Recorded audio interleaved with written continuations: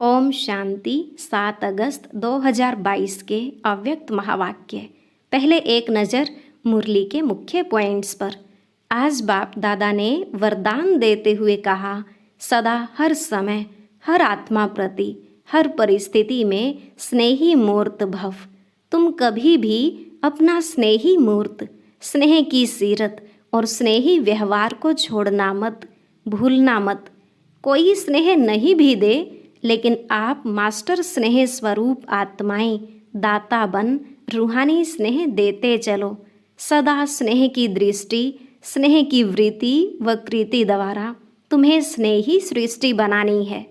चाहे कोई व्यक्ति, चाहे प्रकृति, चाहे माया कैसा भी विकराल रूप, ज्वाला रूप धारण कर सामने आए, लेकिन तुम ज्वाला रूप को भी सदा स्नेह की शीतलता द्वारा परिवर्तन करते रहना। फिर बाबा ने कहा, आज सभी जीवात्माएं स्नेह प्यार की प्यासी हैं। वह सच्चे रूहानी स्नेह को ढूंढ रहे हैं। ऐसी प्यासी आत्माओं को सहारा देने वाले आप मास्टर ज्ञान सागर हो। कल क्या होगा, सारा संसार इसी चिंता में है और आप ब्राह्मण सदा परमात्मा प्यार के झूले में झूल रहे हो। तुमको न कल का फिक्र है न काल का फिक्र है, क्योंकि जानते हो जो हो रहा है वह भी अच्छा और जो होना है वह और भी अच्छा। इसलिए तो अच्छा अच्छा कहते अच्छे बन गए हो। लास्ट में बाबा ने कहा, सदा बुद्धि में रहे, न मेरी प्रवृत्ति है न मेरा सेंटर है। प्रवृत्ति में रहते भी ट्रस्टी होकर रहो, और अगर सेंटर पर हो तो भी बाप के सेंटर हैं, न कि मेरे। अगर यह स्मृति रहे कि शिव बाप की भंडारी है, ब्रह्मा बाप का भंडारा है, तो इस स्मृति से भंडारी भी भरपूर रहेगी और भंडारा भी। जहाँ मेरापन लाया वहाँ भंडारा व भंडारी में बरकत नहीं होगी। अब सुनते हैं महावाक्यों को विस्तार से। मुरली का सार। बाप से स्नेह की निशानी, बाप समान बनना। आज बेहद के माता पिता के सामने सारा बेहद का परिवार है। सिर्फ यह सभा नहीं है, लेकिन चारों ओर के स्नेही सहयोगी बच्चों का छोटा सा ब्राह्मण परिवार, अति प्यारा और न्यारा परिवार, अलौकिक परिवार, चित्र में होते विचित्र अनोखा परिवार सामने है। बाप दादा अमृत वेले से सभी बच्चों के स्नेह की, मिलन मनाने की, वरदान लेने की मीठी मीठी रूहरिहान सुन रहे थे। सभी के मन में स्नेह की भावना और समान बनने की श्रेष्ठ कामना, यही उमंग उत्साह चारों ओर देखा। आज के दिन मेजॉरिटी बच्चों के सामने नंबर 1 श्रेष्ठ आत्मा ब्रह्मा माता पिता इमर्ज रूप में था। सभी के दिल में आज विशेष प्यार के सागर बाप दादा का प्रेम स्वरूप प्रत्यक्ष रूप में नैनों के सामने रहा।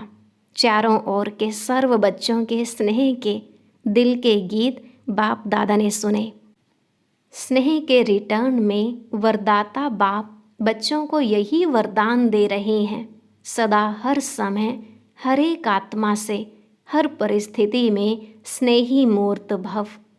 कभी भी अपना स्नेही मूर्त, स्नेह की सीरत, स्नेही व्यवहार, स्नेह के संपर्क संबंध को छोड़ना मत, भूलना मत। चाहे कोई व्यक्ति, चाहे प्रकृति, चाहे माया कैसा भी विकराल रूप, ज्वाला रूप धारण कर सामने आए, लेकिन विकराल ज्वाला रूप को सदा स्नेह के शीतलता द्वारा परिवर्तन करते रहना। इस नए वर्ष में विशेष स्नेह लेना है, स्नेह देना है। सदा स्नेह की दृष्टि, स्नेह की वृत्ति, स्नेहमयी कृति द्वारा स्नेही सृष्टि बनानी है।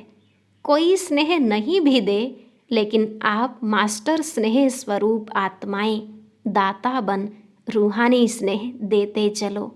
आज की जीव आत्माएं स्नेह अर्थात सच्चे प्यार की प्यासी हैं। स्नेह की एक घड़ी अर्थात एक बूंद की प्यासी हैं। सिवाय सच्चे स्नेह के कारण परेशान हो भटक रहे हैं। सच्चे रूहानी स्नेह को ढूंढ रहे हैं। ऐसी प्यासी आत्माओं को सहारा देने वाले आप मास्टर ज्ञान सागर हो। अपने आप से पूछो, आप सभी आत्माओं को ब्राह्मण परिवार में परिवर्तन करने का, आकर्षित करने का विशेष आधार क्या रहा? यही सच्चा प्यार, माता पिता का प्यार, रूहानी परिवार का प्यार। इस प्यार की प्राप्ति ने परिवर्तन किया।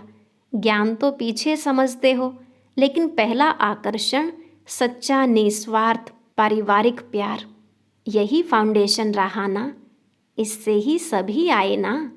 विश्व में अरब खरब पति बहुत हैं, लेकिन परमात्मा सच्चे प्यार के भिखारी हैं। क्यों? अरब खरब से यह प्यार नहीं मिलता। साइंस वालों ने देखो कितने भी अल्पकाल के सुख के साधन विश्व को दिए हैं, लेकिन जितने बड़े वैज्ञानिक हैं उतना और कुछ खोज करें और कुछ खोज करें, इस खोज में ही खोए हुए हैं। संतुष्टता की अनुभूति नहीं है। और कुछ करें और कुछ करें, इसमें ही समय गंवा देते हैं। उन्हों का संसार ही खोज करना हो गया है। आप जैसे स्नेह संपन्न जीवन की अनुभूति नहीं है। नेताएं देखो अपनी कुर्सी संभालने में ही लगे हुए हैं, कल क्या होगा इस चिंता में लगे हुए हैं। और आप ब्राह्मण सदा परमात्म प्यार के झूले में झूलते हो। कल का फिक्र नहीं है, न कल का फिक्र है न काल का फिक्र है। क्यों?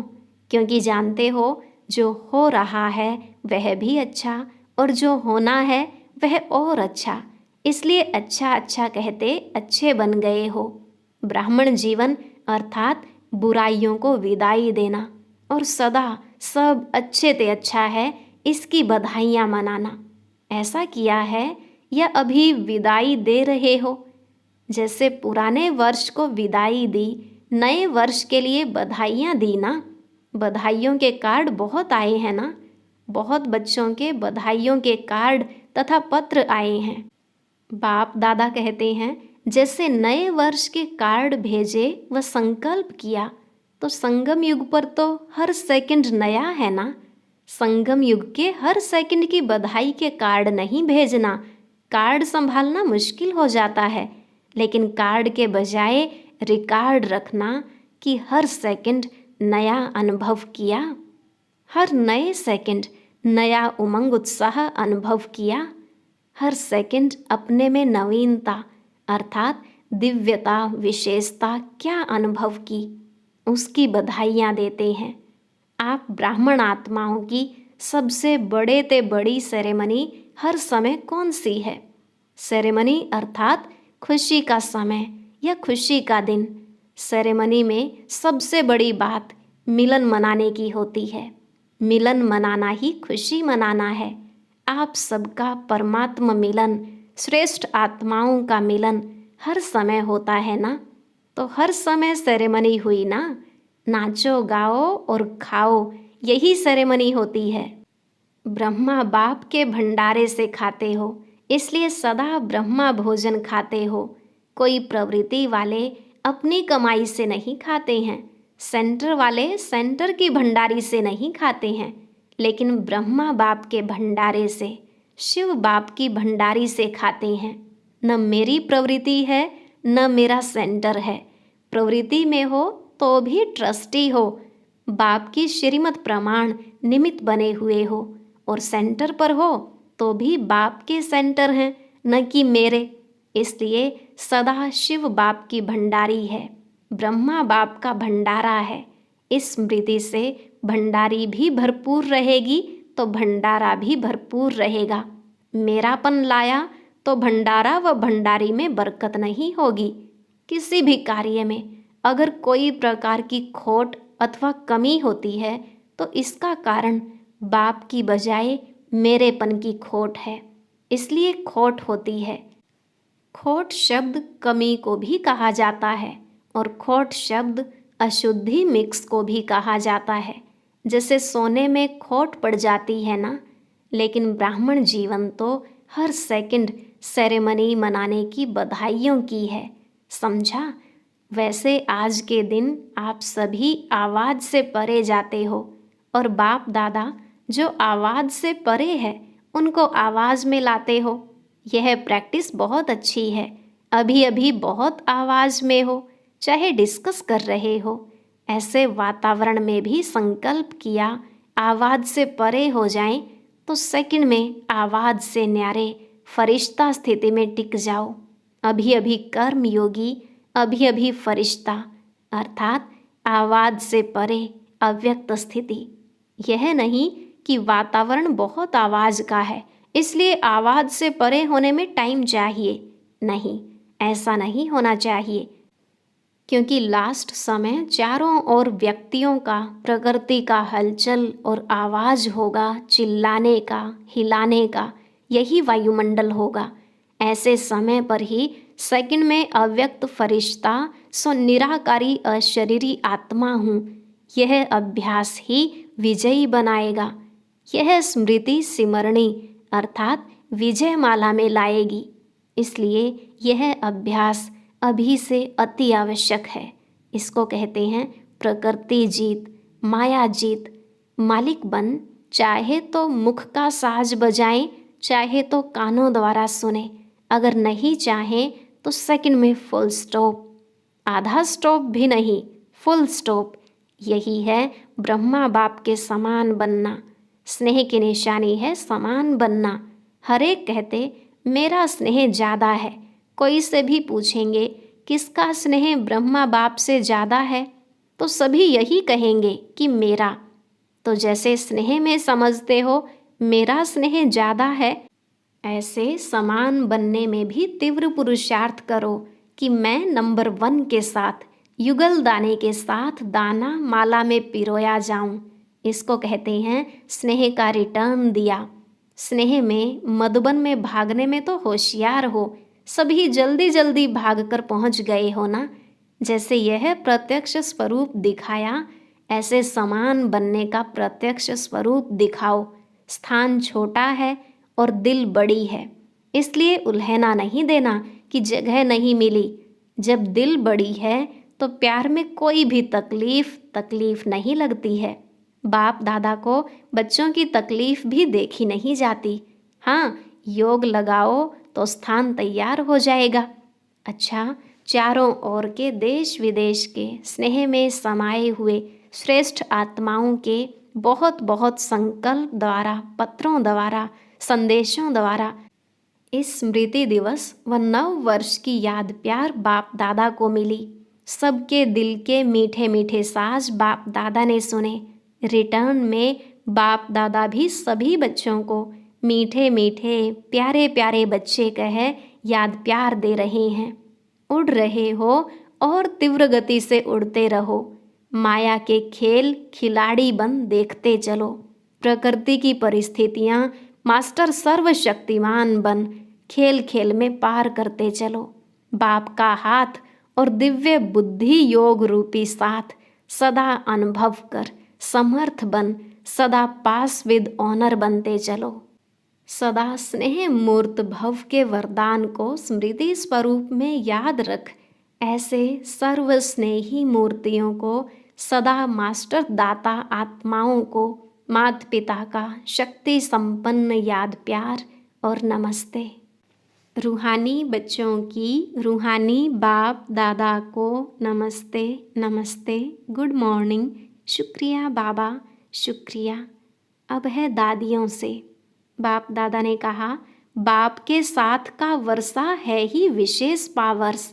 इस पावर्स द्वारा सर्व कार्य सहज आगे बढ़ते जा रहे हैं। सभी समीप के साथी है ना। साथ रहें और साथ चलेंगे और साथ ही राज्य करेंगे। संगम पर भी समीप, निराकारी दुनिया में भी समीप और राजधानी में भी समीप। जन्मते ही समीपता का वरदान मिला। सभी समीपता के वरदानी हैं। ऐसे अनुभव होता है ना। साथ का अनुभव होना यही समीपता की निशानी है। अलग होना मुश्किल है, साथ रहना स्वतः ही है। समीपता के संगठन के समीप हैं। राज्य सिंहासन लेंगे ना, सिंहासन पर भी जीत प्राप्त करेंगे ना। जैसे अभी दिल पर जीत है, दिल को जीता, फिर नंबरवार विश्व के राज्य सिंहासन पर जीत होगी। ऐसे विजयी है ना। आप लोगों के उमंग उत्साह को देख सभी उमंग उत्साह में चल रहे हैं और सदा चलते रहेंगे। बच्चे बाप की कमाल गाते हैं और बाप बच्चों की कमाल गाते हैं। आप कहते हो वाह बाबा वाह, और बाबा कहते हैं वाह बच्चे वाह। अच्छा, पार्टियों से अव्यक्त बाप दादा की मुलाकात। बाप दादा ने कहा, हम सभी पूज्य और पूर्वज आत्माएं हैं। इतना नशा रहता है। आप सभी इस सृष्टि रूपी वृक्ष की जड़ में बैठे हो ना। आदि पिता के बच्चे आदि रत्न हो, तो इस वृक्ष के तना भी आप हो। जो भी डाल डालियां निकलती हैं वह बीज के बाद तना से ही निकलती हैं। तो सबसे आदि धर्म की आप आत्माएं हो और सभी पीछे निकलते हैं, इसलिए पूर्वज हो। तो आप फाउंडेशन हो। जितना फाउंडेशन पक्का होता है उतनी रचना भी पक्की होती है। तो इतना अटेंशन अपने ऊपर रखना है। पूर्वज अर्थात तना होने के कारण डायरेक्ट बीज से कनेक्शन है। आप फलक से कह सकते हो कि हम डायरेक्ट परमात्मा द्वारा रचे हुए हैं। दुनिया वालों से पूछो कि किसने रचा, तो सुनी सुनाई कह देंगे कि भगवान ने रचा, लेकिन कहने मात्र है। और आप डायरेक्ट परमात्मा की रचना हो। आजकल के ब्राह्मण भी कहते हैं कि हम ब्रह्मा के बच्चे हैं, लेकिन ब्रह्मा के बच्चे प्रैक्टिकल में आप हो। तो यह खुशी है कि हम डायरेक्ट रचना हैं। कोई महान आत्मा धर्मात्मा की रचना नहीं, डायरेक्ट परमात्मा की रचना है। तो डायरेक्ट में कितनी शक्ति है।